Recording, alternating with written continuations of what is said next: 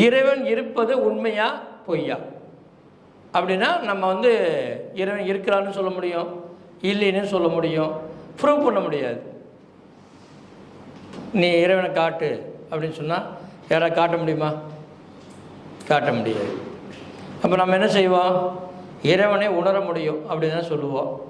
ஆனால் இறைவன் இருப்பது உண்மையா அப்படின்னா ஏதோ ஒரு இடத்துல உணர்ந்து தான் நம்ம உண்மைன்னு முடிவு பண்ண முடியும்.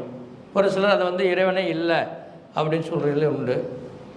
அப்போ இந்த மாதிரி ஒரு காலகட்டத்தில் இருக்கும் பொழுது நமக்கு இறைவனை பற்றி யார் அறிமுகப்படுத்தினா அப்படின்னா நம்முடைய பெற்றோர்கள், நம் தாய் தந்தை, அவர்கள் வம்சாவளியில் தான் நம்ம இறைவனை பற்றி நம்ம தெரிஞ்சுக்கிட்டோம்.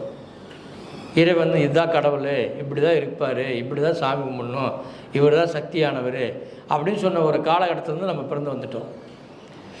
அப்படி வந்த காலத்தில் இது வரைக்கும் ஆன்மீகத்தை ரொம்ப நோட்டமாக நம்ம பார்க்க ஒவ்வொரு கலையாக ஒவ்வொரு மந்திரங்களாக நம்ம கற்றுக்கிட்டே வரோம்.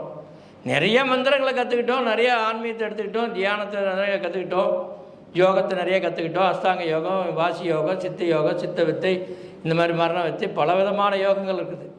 அப்போ குண்டலி சித்தினா சக்கரா யோகம்னா என்ன, எத்தனையோ யோகங்கள் இருக்குது.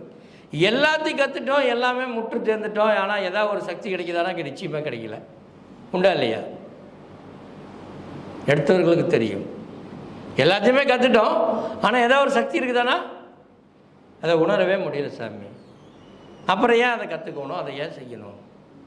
சரி, அப்படி தான் பண்ணிட்டு வந்தோம்னா அடுத்தது என்ன சொல்கிறோம்? அடுத்த லெவல் என்ன சாமி? அடுத்த லெவல் இருக்கா? அதுக்கு அடுத்த லெவல் இருக்கா?